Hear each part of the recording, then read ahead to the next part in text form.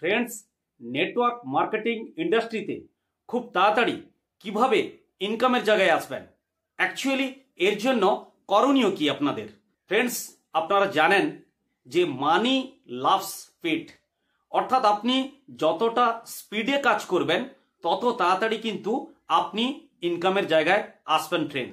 তো ফ্রেন্ডস, এই ভিডিওতে আমি আপনাদের সামনে বিস্তারিত আলোচনা করব আপনারা কিভাবে কুইক ইনকামের জায়গায় আসবেন। এই নেটওয়ার্ক মার্কেটিং প্ল্যাটফর্ম থেকে আপনারা কিভাবে কুইক ইনকাম করতে পারবেন, অর্থাৎ খুব তাড়াতাড়ি ইনকাম করতে পারবেন। তার জন্য অ্যাকচুয়ালি আপনাদের কি করণীয়?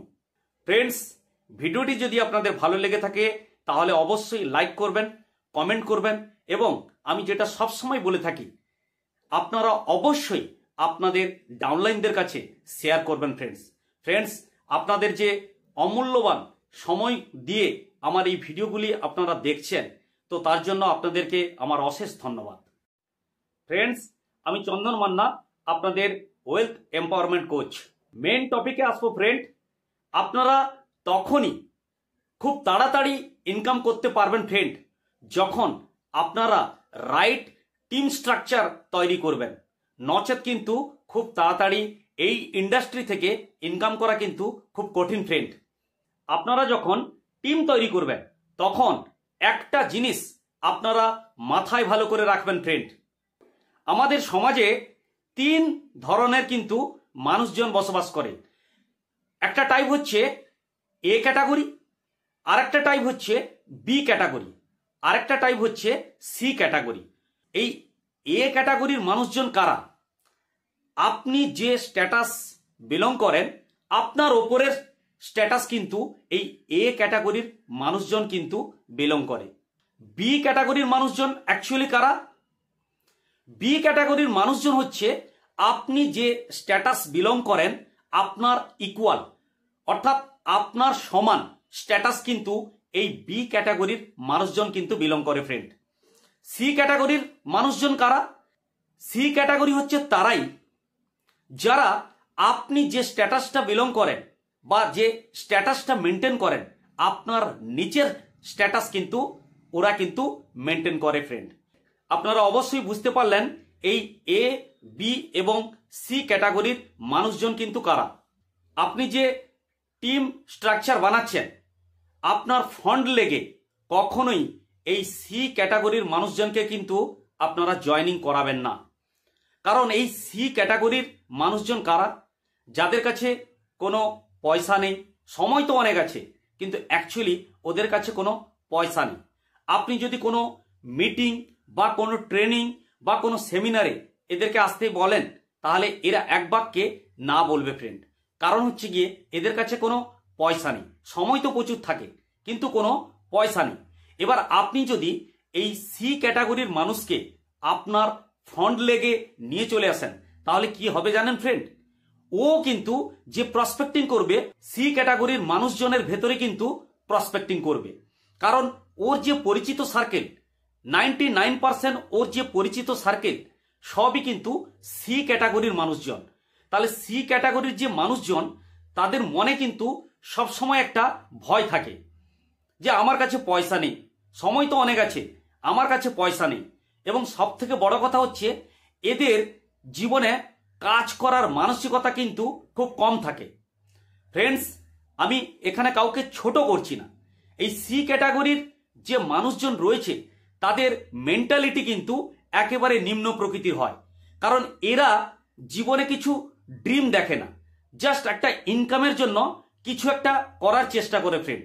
কিন্তু এই এ এবং বি ক্যাটাগরির যারা মানুষ রয়েছেন তারা কিন্তু সর্বদা সবসময়ের জন্য ড্রিম দেখেন, শুধু তাই নয় কোয়ালিটির জিনিসপত্র কিন্তু ব্যবহারও করেন। শুধু তাই নয় এই এ এবং বি ক্যাটাগরির মানুষজনের কিন্তু বাইং ক্যাপাসিটি রয়েছে। কারণ ডিরেক্ট সেলিং এর যে কোয়ালিটিপূর্ণ প্রোডাক্ট এরা কিন্তু অনায়াসে কিনতে পারেন ফ্রেন্ড। তো সুতরাং আপনি সবসময় চেষ্টা করবেন যে আপনার ফন্ড লেগে এ ক্যাটাগরি এবং বি ক্যাটাগরির মানুষজনকে জুড়তে। সি ক্যাটাগরির মানুষজনকে যদি আপনার ফন্ড লেগে জুড়ে দেন তাহলে কিন্তু ওই লেগটা কিন্তু বসে যাবে ফ্রেন্ড। ওই লেগ থেকে আপনি কিন্তু খুব একটা বেশি ইনকামের আশা করবেন না ফ্রেন্ড, কারণ ওই ক্যাটাগরির মানুষজনকেই কিন্তু নিয়োগ করতে থাকবে ফ্রেন্ড। কারণ ওদের মেন্টালিটি, ওদের বাইং ক্যাপাসিটি বা ওদের ইকোনমিক কন্ডিশন অনেকটা বিলো কোয়ালিটি থাকে, যার ফলে কিন্তু আপনার ওই লেগটা কিন্তু বসে যাওয়ার চান্স কিন্তু 99% কিন্তু থাকে ফ্রেন্ড। তো সুতরাং আপনারা চেষ্টা করবেন, আপনারা যখন টিম বানাবেন তখন আপনাদের ফ্রন্ট লেগে, বিশেষ করে ফ্রন্ট লেগে এ ক্যাটাগরি এবং এই বি ক্যাটাগরির মানুষজনকে কিন্তু খুব বেশি করে জয়েনিং করানোর চেষ্টা করবেন। সি ক্যাটাগরির মানুষজনকে কি তাহলে জয়েনিং করাবেন না? অবশ্যই করাবেন, কিন্তু তাদেরকে কখনোই ফ্রন্ট লেগে করাবেন না। আপনার যে টিম রয়েছে, আপনার যে 2-3টা লেগ রয়েছে, স্ট্রং লেগ রয়েছে, তাদের নিচে আপনি জয়েনিং করান।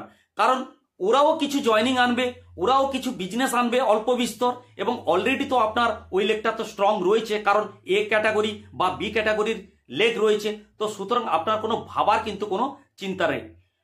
কিন্তু যদি আপনি আপনার ফ্রন্ট লেগে সি ক্যাটাগরির মানুষজনকে ডিরেক্ট জয়েনিং করিয়ে দেন, তাহলে কিন্তু ওই লেগটা কিন্তু আপনার বসে যাবে, বা ওই লেগ থেকে আপনি কিন্তু খুব একটা বেশি আর্নিং পাবেন না ফ্রেন্ড।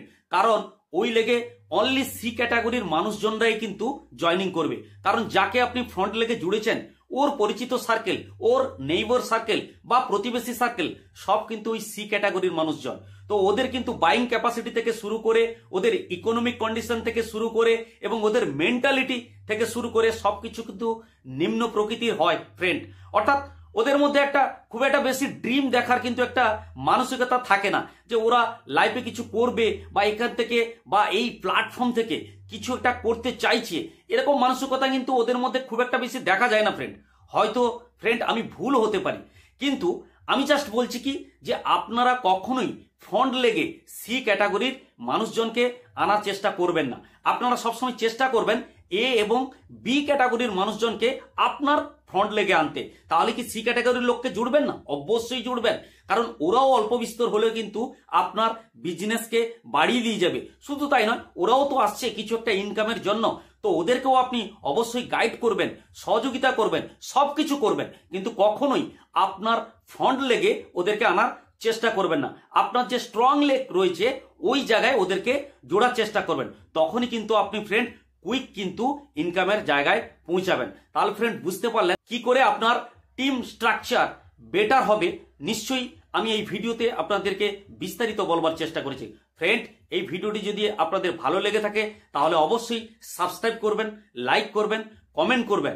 শুধু তাই নয় ফ্রেন্ড, আপনাদের এই ভালোবাসার দরুন কিন্তু আমি চেষ্টা করছি, আমি যা শিখছি সবকিছু আপনাদেরকে কিন্তু এই ভিডিওর মাধ্যমে শেখানোর চেষ্টা করছি ফ্রেন্ড। তো আপনারা একটু অবশ্যই ভালোবাসা দেখাবেন, কারণ আপনাদের অমূল্যবান সময় দিয়ে যে আমার এই ভিডিওগুলো দেখছেন, তো এর জন্য থ্যাংক ইউ ফ্রেন্ড। কারণ আমি খুব একটা কিন্তু গুছিয়ে বলতে পারি না ফ্রেন্ড।